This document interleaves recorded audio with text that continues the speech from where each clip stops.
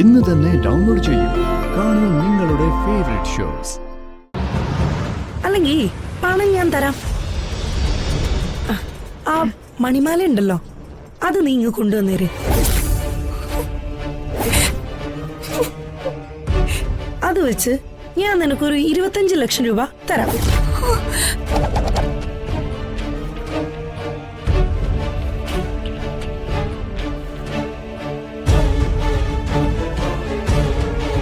ആ പൈസക്ക് നീ നിന്റെ അമ്മയെ രക്ഷപ്പെടുത്ത്. അല്ലാതെ എന്റെ കയ്യിൽ ചില്ലി കാശില്ല. നീ ഒന്ന് ഫോൺ വെച്ചിട്ട് പോയേ.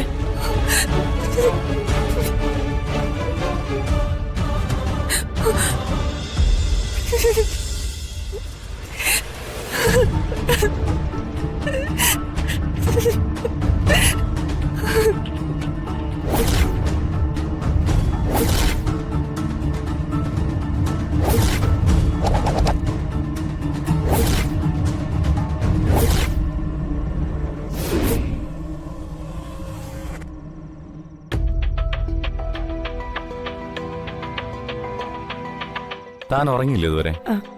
അല്ല, ഉറങ്ങാൻ വേണ്ടി കിടന്നപ്പോഴാ ഒരു കോള് വന്നത്. ആ, ആരായിരുന്നു ഫോണില്? അതും ഈ നേരത്ത്? അത് ഇവിടുത്തെ ആ സെർവന്റിനെ ഹോസ്പിറ്റലിലോട്ട് കൊണ്ടുപോയില്ലേ, അവരുടെ മോളാ ചിന്നു. ഹോസ്പിറ്റലില് എന്തോ കാശിന്റെ അത്യാവശ്യം വന്നോണ്ട് എന്നെ ഒന്ന് വിളിച്ചതാ അവര്. അവർക്ക് കാശിന് അത്യാവശ്യം വന്നാൽ തന്നെ വിളിച്ച് ചോദിക്കുന്ന എന്തിനാ? എന്തോ മാലയുടെ കാര്യമൊക്കെ പറയുന്ന കേട്ടല്ലോ.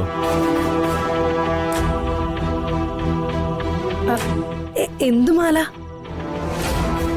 ഓ, അത് കാശായിട്ട് കൊടുക്കാനില്ലെങ്കിൽ മാല എന്തേലും പണയം വെക്കാൻ തരുമെന്ന് ചോദിച്ചതാ.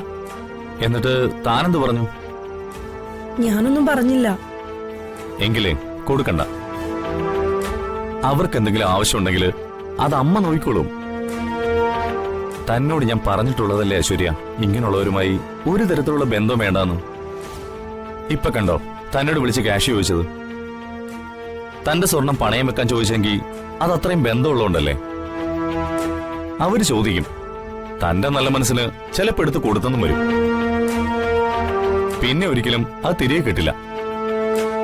തനിക്ക് കിട്ടിയിരിക്കുന്നതേ ആ മഹിയുടെ സ്വഭാവ, പാവങ്ങളെ സഹായിക്കല്. തന്റെ ആ സ്വഭാവേ മാറ്റണം കേട്ടോ. തനിക്ക് അവരെ സഹായിക്കാൻ പറ്റാത്തതിന്റെ വിഷമേ തന്റെ മുഖത്തുണ്ട്. അങ്ങനെ ഒരു വിഷമം വേണ്ട. അത് എന്തുകൊണ്ടാന്ന് അറിയില്ല സാർ.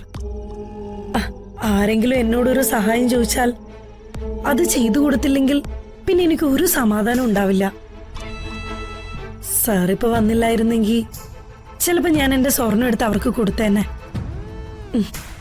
ഞാൻ എന്തോ ഇങ്ങനെ ആയിപ്പോയി. ചിലപ്പോ ഞാൻ കുഞ്ഞിലേ മുതൽ കഷ്ടപ്പെട്ട് വളർന്നുകൊണ്ടായിരിക്കും. ആരുടെയെങ്കിലും കണ്ണു നിറഞ്ഞാ എനിക്കത് സഹിക്കാൻ പറ്റില്ല. അതാ ആ സ്വഭാവം മാറ്റണോന്നാ ഞാൻ പറഞ്ഞത്. നമ്മൾ കരുതുന്ന പോലല്ല ചുറ്റുമുള്ളവര്.